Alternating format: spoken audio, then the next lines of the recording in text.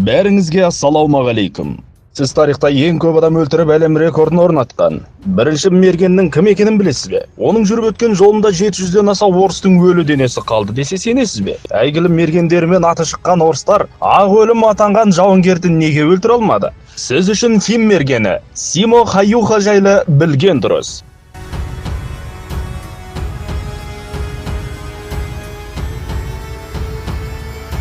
Симо Хаюха 1905 жылы 17 желтоқсанда Фин мемлекетінің Ресеймен шекарада орналасқан Раутьярви ауылында қарапайым шаруаның отбасында дүниеге келген. Симо бала кезінен шаңғы мен сырғанауды, мылтық атуды, аң аулағанды жақсы көрді. Және 8 жасынан ата-анасына фермада көмекші болды. Аңшылықта шыңдалған жас жігіт 17 жасынан Фин азаматтық еріктілер гвардиясының құрамына қызметке алынды. Кезекші жарыстардың бірінде 150 метр жердегі кішкене нысанаға қысқа уақытта ату кезінде 1 минутта 6 оқты нысанаға тигізіп, жеңімпаз атанады. 20 жасынан отан алдындағы борышын скутер батальонында өтеді. Әскерден оралғаннан кейін кіші офицерлер дайындайтын кафедраны тамамдап, сол жерге жұмысқа орналасты. Көп ұзамай жұмыстан шығып туған ауылына қайта оралған.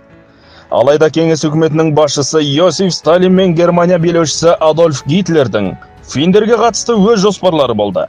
1939 жылғы келісім бойынша Германия мен Кеңес одағы Польшаны бөліске салғаннан кейін Сталин Латвия, Литва, Эстонияны аннексиялап назарын Финляндияға аударды.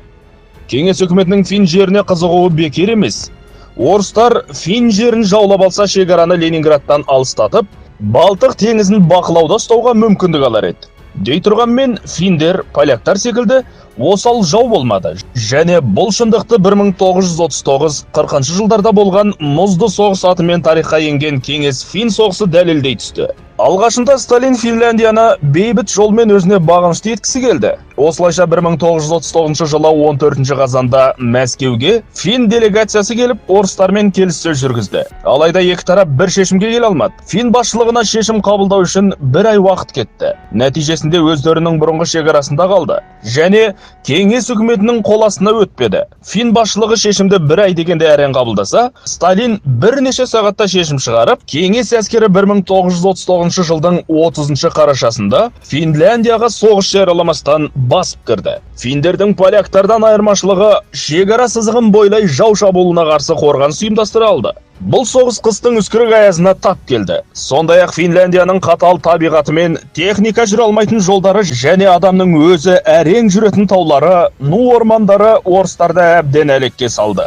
Финдер Қызыл армияға қарсы партизан тәсілін сәтті пайдаланды. Шекарадан ішкері енген жау әскерінің алдынан қос қапталға орнығып, колонна бөліп өтіп бара жатқан орыстарды аң аулаған аңшыдай қырғынға ұшырататын. Атысты аяқтағаннан кейін шаңғы мен сырғанап, орманға елес секілді еніп жоқ болып кететін. Бұл тәсілді пайдаланғанда жау әскерінің сан басымдығы маңызды рөл атқармайтын. Бір финдікке 100 орыстан келетін әскери операцияларды негізге алсақ, солардың бірі Ажал төбесіндегі шайқас еді. Бұл шайқаста финнің 32 жауынгері Қызыл армияның 4000 жауынгеріне қарсы тұрды. Нәтижесінде 400 орыс оқ ұшты. Финдер жағынан 4 адам ғана қаза тапты.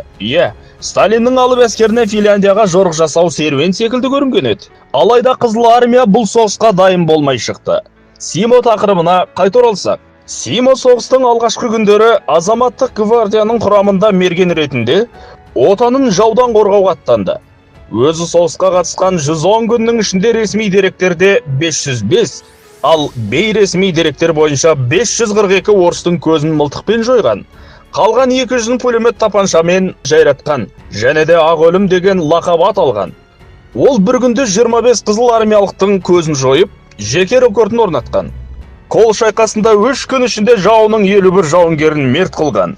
Көп жағдайда оның нысанасына офицерлер мен мергендер ілігеді, және 2 адам бір нысанаға тигізсе есепке алынбайтын. Ол өзі өлтірген адамдарды санамайтын, жанындағы жолдастары есептейтін. Күндер өтіп жатты. Симо көзін жойған жау саны 200-ге жеткенде әскери басшылық полковник Тайтиненді тексеруге жіберді. Симо орыстың мергенмен ауыр жекпе-жек дуэль өткізгеннен соң офицер басшылыққа есеппен оралды.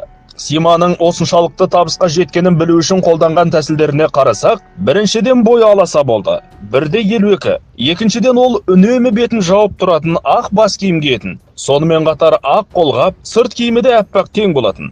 Үшінші, демалғанда бу шықпас үшін аузына қар толтырып алатын және мылтығына оптикалық көздегіш орнатпайтын. Оптикалық көздегіш қатты аязда шытынап сынып кететін. Онымен көздеу кезінде мерген басын шамалы көтеру керек болады. Сондай-ақ күнге қарсы жылтырап шағылысады.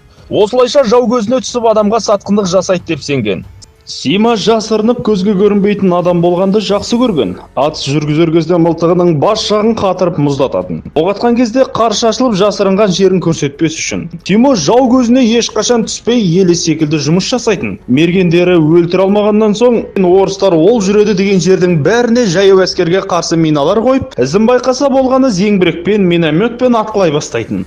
Жолдастарының айтуына қарағанда Сима 40 градус аязда оқ атқанды жақсы көрген. Мерген қанша жерден сауысқаннан сақ түлкіден құл болса да, 1940 жылы 6 наурызда жау әскерінің зеңбірегінен атылған снаряд Симаның алдына келіп жарылады. Снаряд жарықшағы оның жақ сүйегін жарақаттаған. Симаның соңғы естігені оның бір беті жоқ деген сөз еді. Өте көп қан жоғалтқанына қарамастан жолдастары Симаны ес-түссіз күйінде артқы шепке жеткізе алды. Арада 7 күн өткенде 13 наурызда есін жиды. Көп уақыт өтпей Финляндия Кеңес одағымен келісім шартқа қол қоюға мәжбүр болды. Және де жерінің бір шама бөлігі орыстардың қол астына көшті. Ол жерде Симаның ауылы Раутарвиде болды. Осылайша бірінші Кеңес фин соғысы аяқталып, туған ауылынан кетуге мәжбүр болған Симаның бетін қалыпқа келтіру үшін 10 рет операция жасалды. Екінші Кеңес фин соғысы кезінде Сима бірнеше рет басшылыққа соғысқа қатысу үшін арыз жазған. Алайда басшылық оның жарақатын ескеріп әскерге қабылдамады. Соғыс аяқталғаннан соң Сима фермада мал өсіріп тыныштықта 2002 жылдың 1 сәуіріне дейін өмір сүрді. Симадан журналистер әлем тарихындағы ең нәтижелі мерген болуыңыздың құпиясы неде деп сұрағанда, мен өзіме тапсырылған жұмысты мейлінше жақсы орындауға тырыстым. Ол үшін тек дайындық керек деп жауап берген екен. Біз бүгін ұлты үшін жан аямай күрескен жауынгердің өмірін қарапайым етіп жеткізгіміз келді. Ал сіз ең көп немістің көзін жойған қазақ жайлы білгіңіз келсе, пікір алаңына жазып кетіңіз. Мәтінді оқыған Айдос Оразай, жазған Аян Досқара. Сіз үшін білген дұрыс.